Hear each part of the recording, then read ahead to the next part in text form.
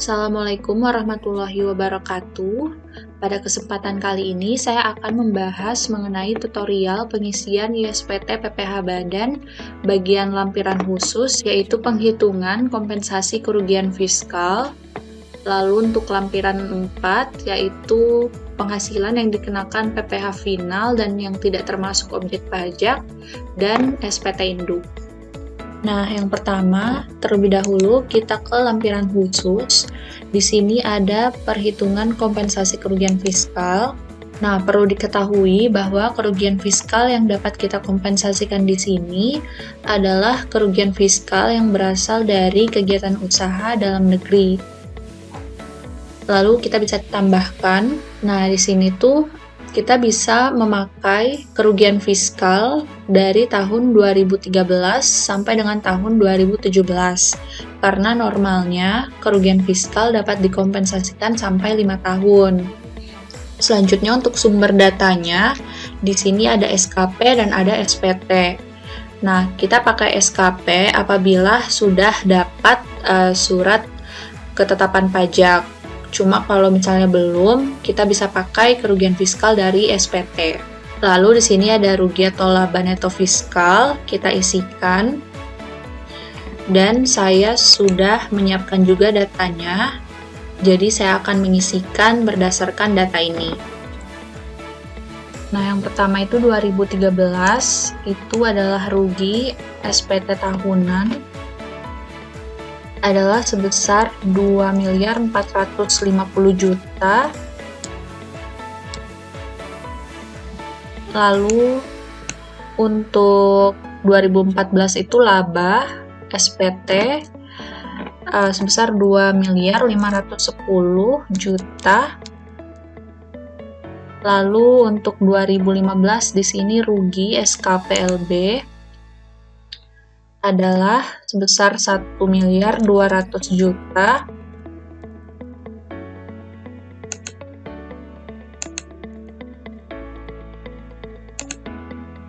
Nah, lalu untuk tahun 2016 itu rugi juga SPT sebesar 2.325.000.000. Dan untuk tahun 2017 itu laba SKPKB sebesar 1.420.000.000. Lalu kita bisa klik simpan. Data berhasil disimpan. Kita tutup. Nah, jadi di sini datanya tuh udah tampil yang tadi kita isikan. Jadi untuk di tahun 2014 itu kerugian fiskal dari tahun 2013 sudah habis dikompensasikan di tahun 2014. Selanjutnya untuk tahun 2015 itu dikompensasikan di tahun 2017 karena laba, yaitu sebesar 1.200.000.000, jadi sudah habis juga untuk tahun 2015. Dan 2016 kita kompensasikan sebesar sisanya, yaitu 220.000.000. Dan di tahun 2018 kita pakai sisa dari tahun 2016, yaitu sebesar 2.105.000.000. Jadi yang dikompensasikan untuk tahun 2018 itu dari kerugian tahun 2016 sebesar 2.105.000.000. Dan tidak ada di tahun 2017 karena laba. Nah, lalu setelah itu kita bisa simpan. Iya. Lalu kita bisa ke SPT induk, kita lihat. Nah, di sini kompensasi kerugian fiskalnya itu sudah otomatis terisi, yaitu sebesar 2.105.000.000. Nah, selanjutnya kita ke lampiran 4, yaitu penghasilan yang dikenakan PPh final dan yang tidak termasuk objek pajak. Nah, yang pertama penghasilan yang dikenakan PPh final dulu. Di sini ada bunga deposito, diskonto obligasi, dan masih banyak lagi. Nah, kalau misalnya terdapat penghasilan final yang tidak termasuk di nomor 1, 2, sampai dengan 13 ini, kita bisa pilih jenis penghasilan lain-lain Lalu kita bisa klik tambah di sini jenis penghasilannya. Misalnya penghasilan yang dikenakan PPh final berdasarkan PP 23 tahun 2018. Setelah itu kita isi dasar pengenaan pajaknya, tarifnya, PPh terutangnya. Setelah itu bisa kita klik simpan. Namun di sini saya hanya akan mengisi bunga deposito saja dengan DPP-nya yaitu 120 juta. Dan tarifnya ini harus kita isi manual yaitu 20%. Nah, sudah selesai. Lalu di halaman 2 ini ada penghasilan yang tidak termasuk objek pajak, seperti bantuan atau sumbangan, hibah, dividen, sebagaimana pasal 4 ayat 3, huruf F, dan masih banyak lagi. Kalau misalnya terdapat jenis penghasilan lain yang tidak disebutkan di atas, itu kita bisa klik jenis penghasilan lain, lalu kita klik tambah jenis penghasilannya apa dan penghasilan brutonya berapa. Setelah itu kita bisa klik simpan. Nah, namun di sini saya tidak akan mengisi penghasilan yang tidak termasuk objek pajak karena tidak ada. Setelah itu, kalau sudah selesai bisa kita klik simpan. Lalu kita ke SPT PPh wajib pajak badan.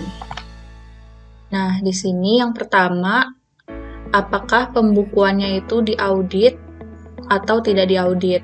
Nah, apabila diaudit, apa opini akuntannya? Apakah wajar tanpa pengecualian, wajar dengan pengecualian, tidak wajar, atau tidak ada opini? Nah, kita lihat di PTMNF ini, jadi laporan keuangannya itu tidak diaudit. Jadi kita pilih tidak diaudit. Nah, apabila diaudit, masukkan nama kantor akuntan publiknya, NPWP-nya, nama akuntannya, sama NPWP akuntannya. Selanjutnya, kita isi nama kantor konsultan pajaknya.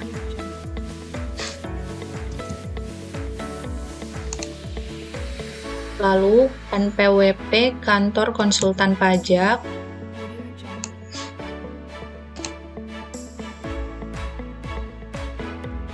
Selanjutnya, nama konsultan pajaknya.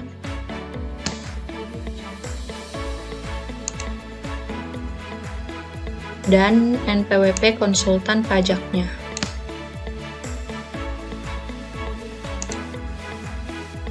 Oke, selanjutnya kita ke bagian A, yaitu penghasilan kena pajak.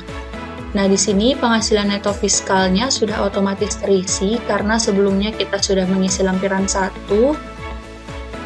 Kompensasi kerugian fiskalnya juga karena kita sudah mengisi lampiran khusus.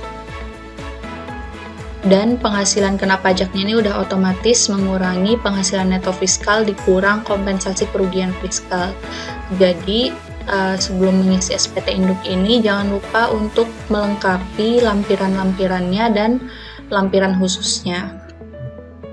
Lalu selanjutnya untuk PPh terutangnya, nah di sini ada 3 nih, yaitu tarif PPh pasal 17 ayat 1 huruf B, lalu tarif PPh pasal 17 ayat 2B huruf B, dan tarif PPh pasal 31E.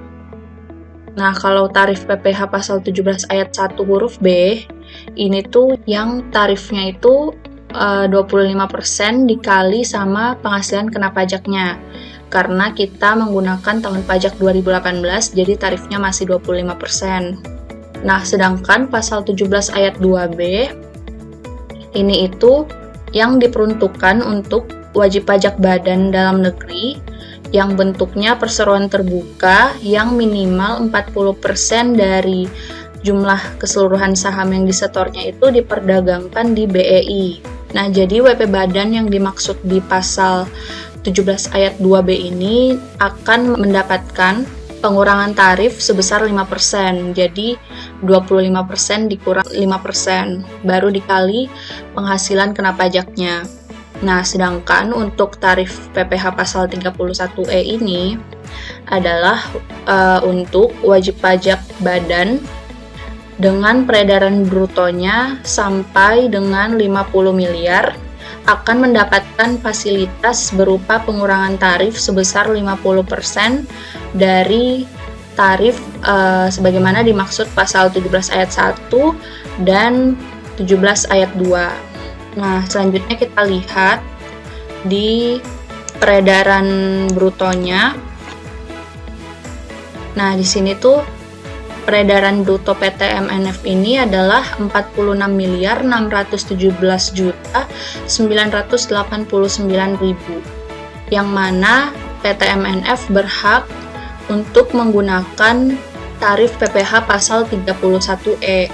Nah, di sini sudah otomatis terisi nih, yaitu sebesar 1.449.439.189 rupiah. Nah, kalau kalian perhatikan di sini kolomnya itu berwarna putih, yang mana masih bisa kita edit, masih bisa kita hapus walaupun dia otomatis. Nggak kayak sebelum-sebelumnya nih, yang kolomnya warna oranye. Ini kita nggak bisa hapus, tapi kalau ini bisa kita hapus. Nah, kenapa? Karena ternyata perhitungan ISPT ini berbeda dengan peraturan pelaksanaan dari pasal 31E, yaitu SE 02 PJ tahun 2015. Nah, di sini saya sudah membuat juga sebelumnya hitungan berdasarkan ISPT, yaitu sebesar 1.496.439.190 yang tadi, sama berdasarkan SE 02 PJ 2015 yang benernya. Nah, di sini ada selisih sebesar 3 juta lebih. Nah, saya akan menjelaskan bagaimana sih cara ISPT itu menghitung PPh dengan tarif sebagaimana pasal 31E. Jadi, di sini saya sudah siapkan omset fasilitasnya itu sebesar 4,8 miliar. Lalu penjualannya kita lihat itu adalah peredaran brutonya. Selanjutnya saya juga sudah menghitung PKP-nya, yaitu penghasilan neto fiskal dikurang sama kompensasi kerugiannya. Lalu di sini PPh terutang yang mendapatkan fasilitas dengan pengurangan tarif sebesar 50% adalah caranya, yaitu 4,8 miliar dibagi sama peredaran brutonya dikali PKP-nya, baru dikali 50% dan dikali lagi 25%. Selanjutnya untuk non-fasilitas, omset non-fasilitasnya itu adalah peredaran brutonya kita kurang sama omset yang mendapatkan fasilitas, dapat 41 miliar lebih. Terus peredaran brutonya sama PKP-nya, terus ini omset non-fasilitasnya itu dibagi sama peredaran bruto dikali PKP dikali tarifnya 25%. Selanjutnya kita jumlahkan, baru deh dapat PPh terutang yang dihitung berdasarkan ISPT. Nah, sedangkan di SE 02 PJ 2015 itu bedanya adalah di peredaran brutonya nih, dimana kalau di ISPT itu dia hanya menghitung peredaran bruto usahanya saja. Sedangkan kalau di SE 02 PJ 2015 ini dia juga include semua penghasilan. Jadi bukan cuma peredaran usahanya saja, tapi juga penghasilan dari luar usaha, kayak penghasilan yang dikenakan PPh final, sama yang tidak termasuk objek pajak, itu semuanya digabung, dijumlahkan. Setelah itu selebihnya caranya sama. Jadi bedanya hanya di situ. Nah, di sini saya sudah menghitung 1.499.812.429 rupiah. Saya akan memasukkan angka ini di SPT.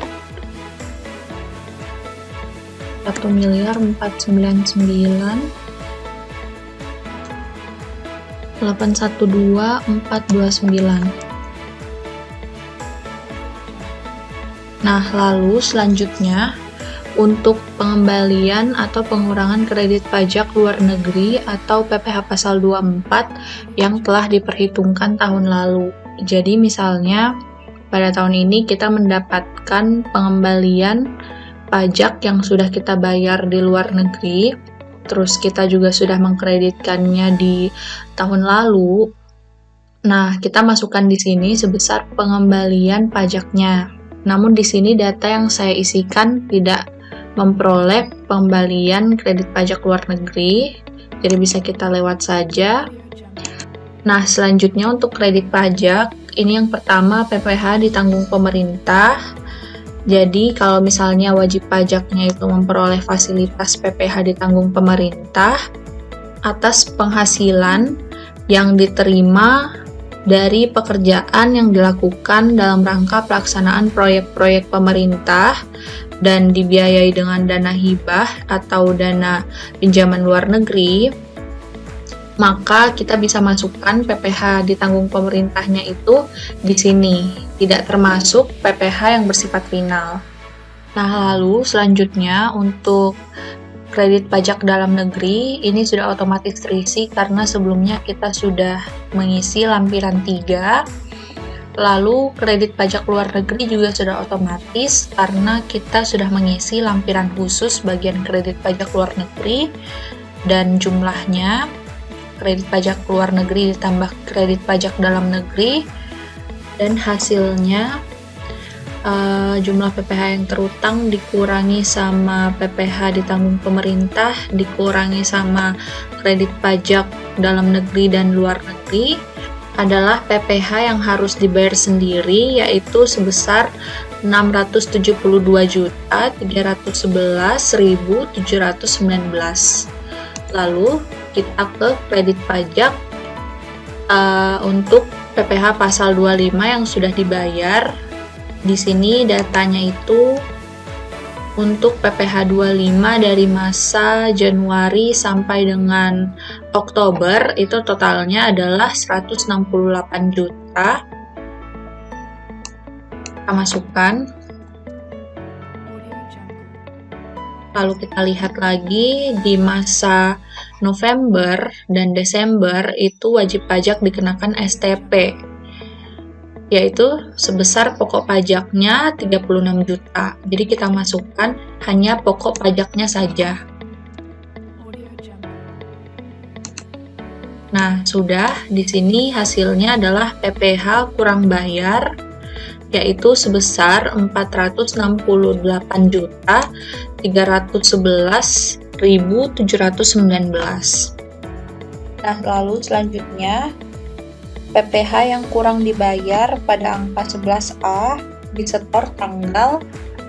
Nah, karena di sini tuh kolomnya nggak berwarna putih, jadi kita nggak bisa isi manual di sini. Kita harus mengisi terlebih dahulu daftar SSP-nya. Jadi kita simpan dulu. Oke. Lalu di sini di SPT PPh ada daftar SSP. Kita klik baru. Nah, di sini tuh ada daftar SSP yang harus dibayar. SSP pelunasan pasal 29. Jadi ini angka yang tadi itu yang harus kita lunasi terlebih dahulu sebelum kita melaporkan SPT ini. Kita samakan aja kode jenis setorannya itu adalah 200. Kita pilih. Lalu NTPN-nya ini 16 digit, kita asumsikan saja.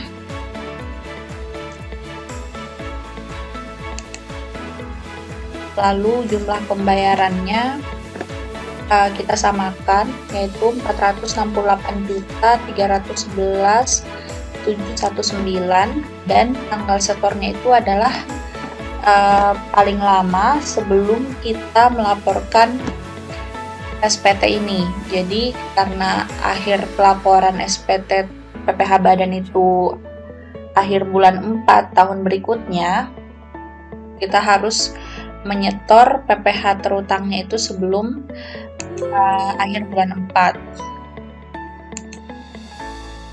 Di sini saya akan mengisi 2019. Lalu untuk bulannya kita pilih April juga, misalnya tanggal 20. Oke, lalu kita simpan ya. Nah, setelah itu sudah ada, kita bisa keluar. Kita cek lagi di SPT induknya. Nah, di sini sudah ada PPh yang kurang dibayarnya itu disetor tanggal 20 April 2019. Nah, lalu selanjutnya PPh yang lebih dibayar pada angka 11B, apakah direstitusikan atau diperhitungkan dengan utang pajak. Nah, karena di sini kita itu statusnya kurang bayar, maka kita nggak bisa ngisi nomor 13 ini. Lalu selanjutnya kita ke angsuran PPh pasal 25 tahun berjalan atau di tahun selanjutnya, di tahun 2019. Nah, yang pertama kita masukkan dulu penghasilan yang menjadi dasar perhitungan angsuran, yaitu penghasilan neto fiskal teraturnya.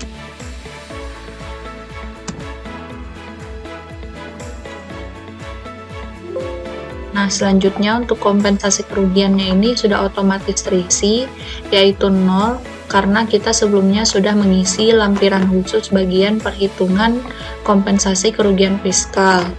Dan untuk tahun 2019 itu sudah tidak ada lagi kerugian fiskal yang dapat kita kompensasikan karena sudah habis terkompensasi di tahun 2018. Lalu, penghasilan kena pajaknya ini sudah otomatis, dan PPh terutangnya juga sudah otomatis, di mana caranya itu adalah tarif PPh dari bagian B. Kita lihat di sini kita menggunakan tarif PPh pasal 31E dikalikan dengan penghasilan kena pajaknya, sudah otomatis.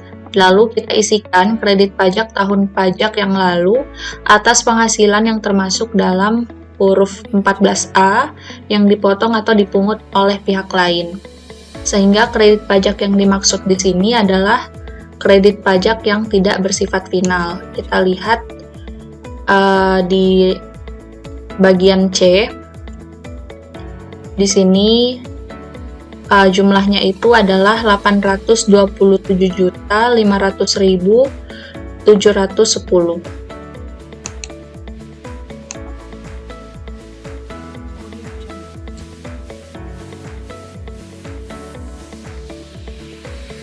Lalu untuk PPh yang harus dibayar sendiri sudah otomatis kita kurangi PPh terutangnya dikurang kredit pajak, dan PPh pasal 25-nya itu PPh yang harus dibayar sendiri dibagi 12. Jadi inilah PPh pasal 25 yang harus kita bayar per bulannya, yang umumnya dimulai pada bulan April. Nah, di sini saya jelaskan dulu untuk penghitungan PPh pasal 25 di ISPT ini juga terdapat perbedaan dengan perhitungan PPh pasal 25 sebagaimana dimaksud di SE 02 PJ 2015. Nah, di sini saya sudah menghitung bagaimana ISPT itu menghitung PPh pasal 25. Bisa kita lihat di PPh terutangnya. Jumlahnya sama, yaitu 1.699.185.000 sekian. Nah, jadi sistem ISPT itu menghitung di mana omset yang mendapat fasilitas itu sebesar 4,8 M, lalu penjualannya kita bisa lihat dari peredaran bruto usahanya saja.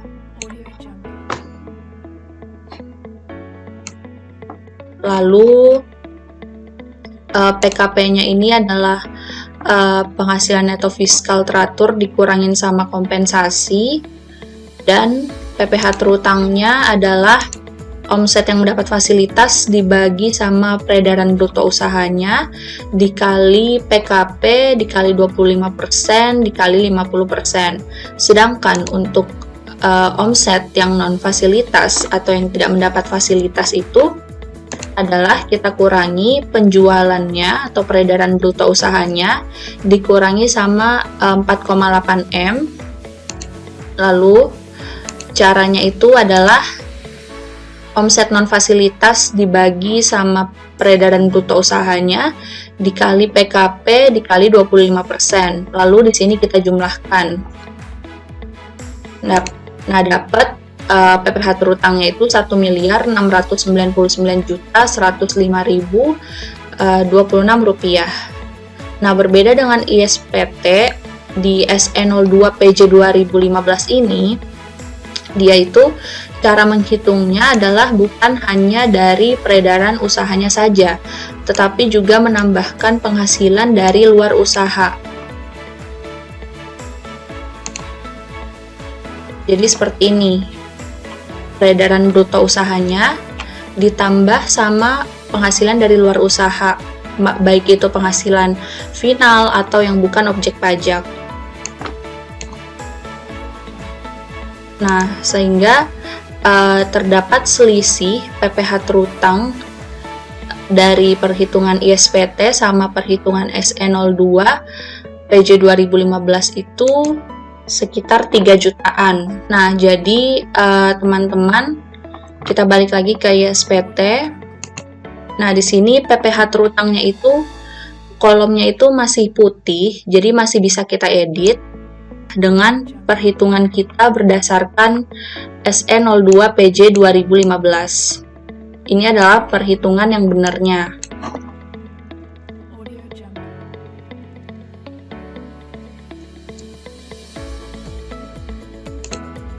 Sehingga PPh pasal 25 yang harus kita angsur untuk di tahun berjalan itu adalah sebesar Rp72.959.548.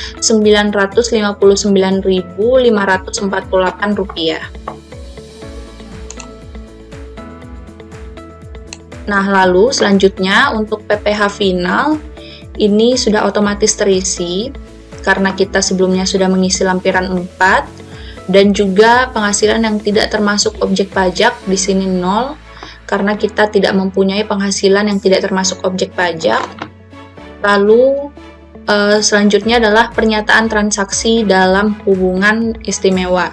Di sini juga sudah otomatis menandai bahwa tidak ada transaksi dalam hubungan istimewa dan atau transaksi dengan pihak yang merupakan penduduk negara tax haven country. Karena sebelumnya kita tidak mengisi lampiran khusus bagian pernyataan transaksi dalam hubungan istimewa. Lalu kita bisa ke halaman selanjutnya. Nah, di sini ada lampiran untuk SSP lembar ketiga PPh pasal 29 ini wajib kita lampirkan karena SPT kita statusnya itu kurang bayar, sehingga sebelum melaporkan itu kita harus membayar terlebih dahulu kurang bayarnya dan dilampirkan juga SSP-nya. Nah, dalam hal wajib pajak itu membayar ke bank persepsi, itu bisa melampirkan bukti pembayaran yang sahnya sebagai pengganti SSP lembar ketiga ini. Lalu laporan keuangan juga jangan lupa kita lampirkan. Transkrip kutipan elemen-elemen dari laporan keuangan ini sudah kita isi sebelumnya, jadi sudah otomatis tercontreng.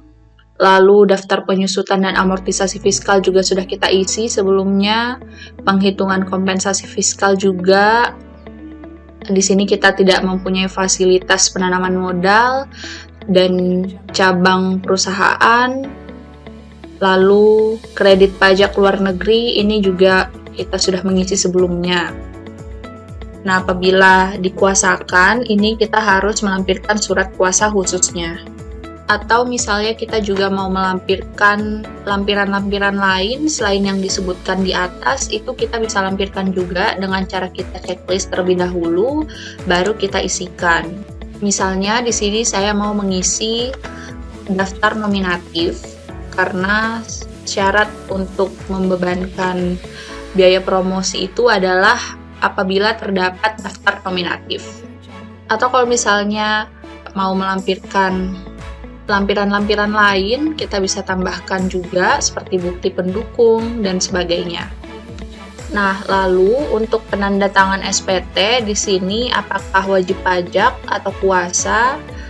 Saya memilih wajib pajak dan tanggal lapor SPT, batas akhir pelaporan SPT untuk wajib pajak badan itu adalah 4 bulan setelah berakhirnya tahun pajak, yaitu 30 April 2019.